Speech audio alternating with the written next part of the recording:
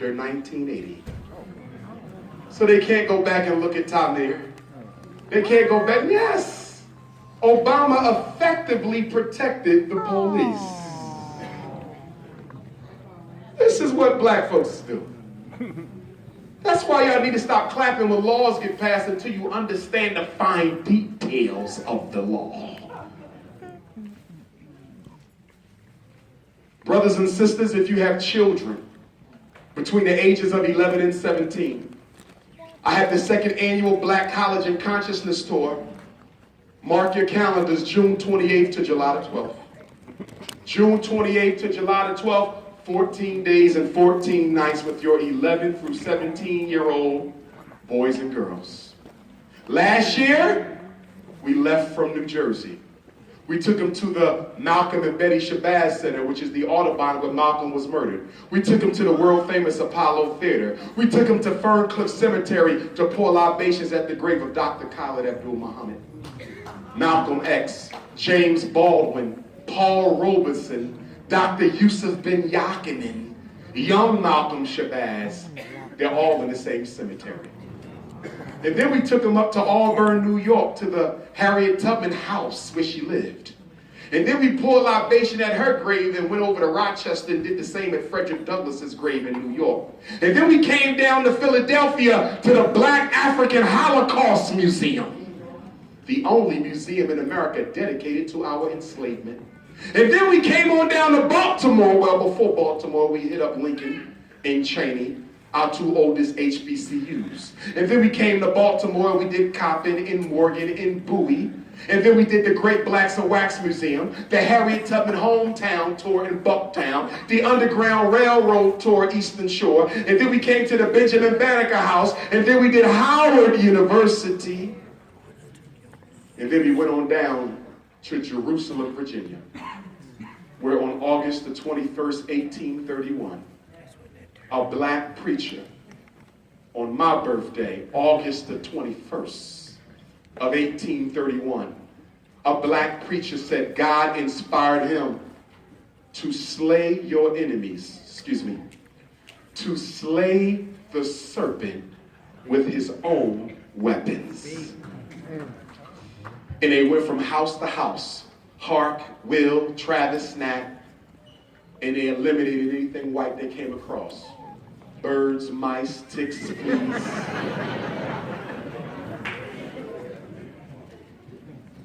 Nat was captured, and before they marched Nat across the street to hang him on 11/11, November 11th, perfect synchronicity. The man who interviewed Nat turned and said, "You said God told you to do this. Well, you have been captured. Wouldn't you have to agree that your God has failed you?" And Nat Turner looked up and said, "No, sir. Even Jesus Christ had to be crucified."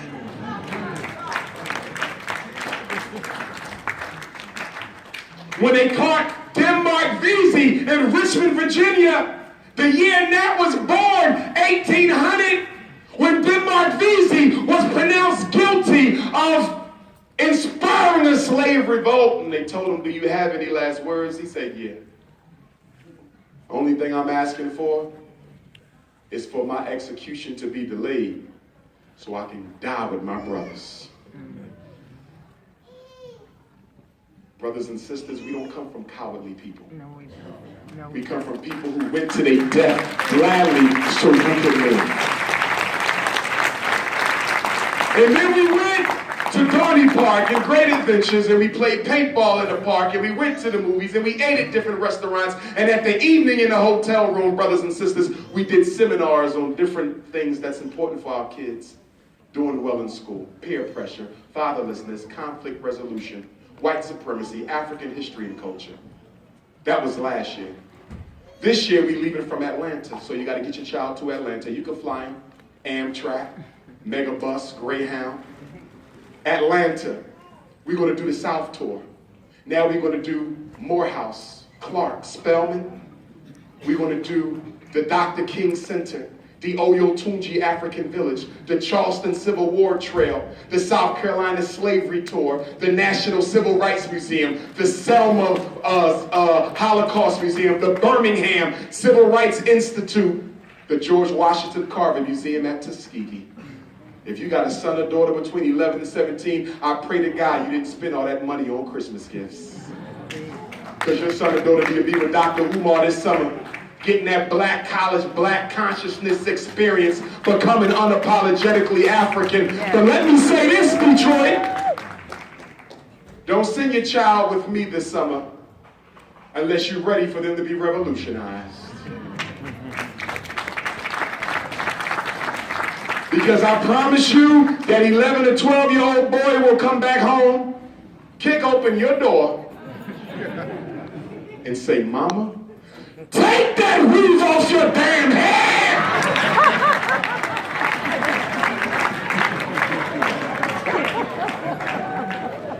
You'll be snatching down all the white Jesus pictures in the house, making smart bombs out of perm buckets. Black man, you got a white woman, your son is going to ask you why you're not with an African queen.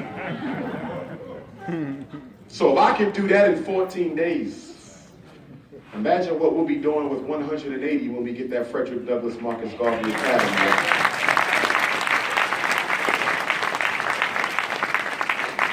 Brothers and sisters, I've made up my mind. The first day of school will be August the 21st, 2018. Rain, sleet, snow, or shine. We got 600 days. 2017, we must find the school. 2018, we will open the school. And you know what's so ironic? Baba the year Nat Turner led his revolt. There were 2 eclipses. This coming year, 2017, not only is there an eclipse in February the same year as Nat, there's an eclipse in August the same month as Nat, and the lunar eclipse in 2017 is on August the 21st. So even the stars have lined up with us. And we're going to get FDMG. But until we do, parents, remember, every Tuesday morning, I host a free Black Parent teleconference. If you got your phone or pen and paper, I'm going to give you the number. If you ever have a question about your son or daughter, you can call in and ask Dr. Umar any question, education or mental health. 6 to 8, it's free, no excuses, and the number is 857-232-0158. Shame on you if you have babies and you ain't writing this number down. 857, I'm sorry, thank you, Mama. Looking like Mary J. Blige down there. 857-232-0158.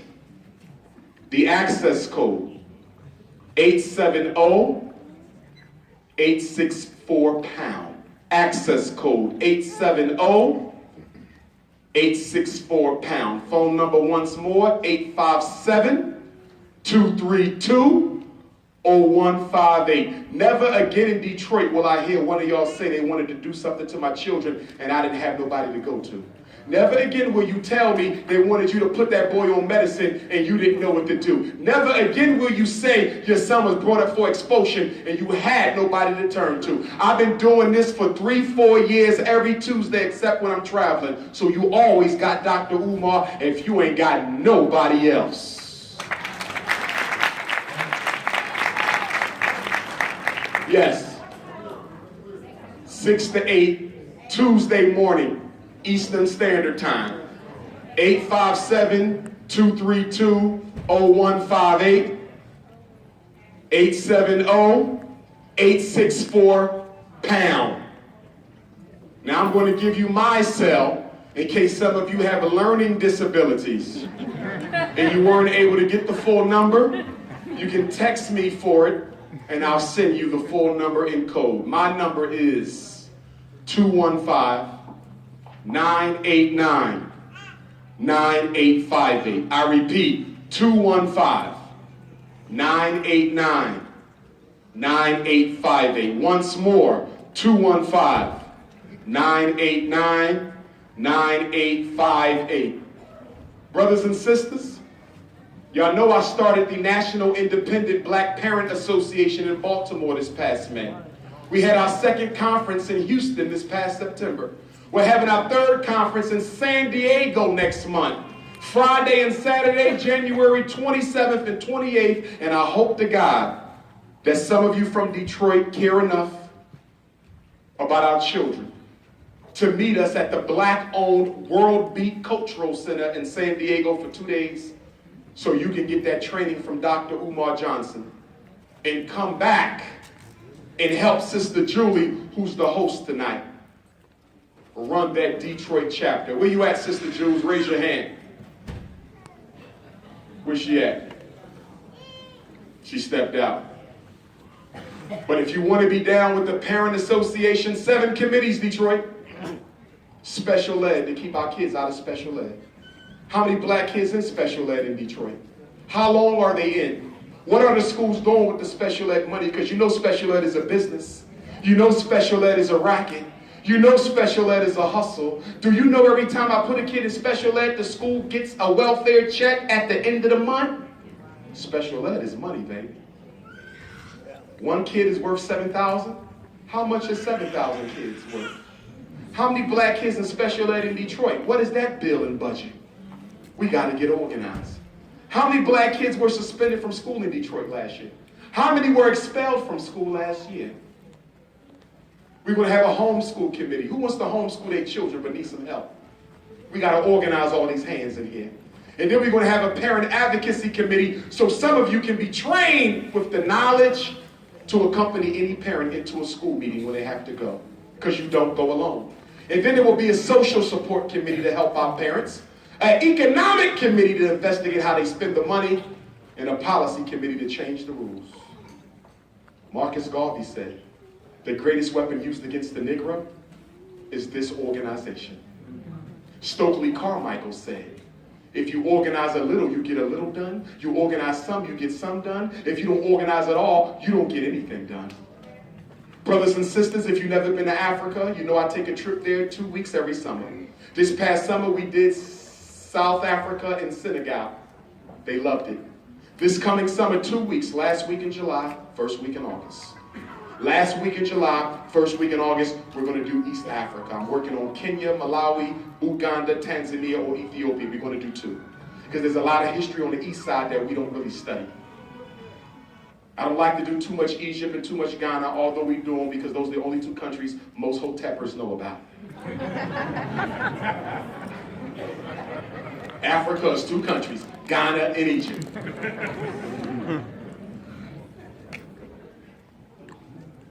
If some of you want to go to Africa with me for 90 days, y'all know I'm working on a repatriation task force. For those of y'all who really committed, we're going to Africa for 90 days straight. You got to be able to beat 90 days. We're going to live there. We're going to investigate. You will be on the economic team to study economics. You will be on the medical team to study the medical care. You might be on a religious team to study the religious institutions. You might be on a business team to research import and export. Yes? And then we're going to do what? Pull our money together and buy about 200 acres of land. And we're going to start building a community for Africans who want to go back to Africa. Who's ready to quit America right now? Who said, I'm tired of this. I need a new credit score. I'm ready to go to Africa. We're going to do it. So I'm working on it, family. Listen up. If everything goes right, we'll be going in October of 2017. I will keep you posted. Remember, you got to go for 90. We're going to live together. We're going to get temporary housing. I got an architect in Kenya. I got people in Lesotho, Ghana, Nigeria. I got to choose the country we want to do. But if you're ready, start saving your money. We're going to try to set it up so you ain't got to spend too much while you're there. Just pay for your flight and maybe your communications. Everything else we're going to do as a village and as a family. Some of y'all going to go, and I promise you, you won't come back. I'm willing to bet. that at least 20 of you will not come back after you dead. On that 90th day, when it's time to go home, you're going to say, Doc, I'm straight. But I'm going to tell you, you have to go over there with your African mind. Ladies, you ain't got to be natural now, but you have to be natural then. Fellas, you cannot bring your non-African queens with you to this.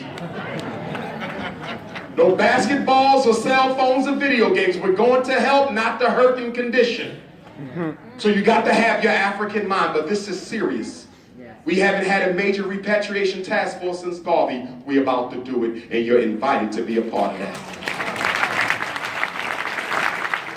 Last but not least, many of you heard about the fiasco that has taken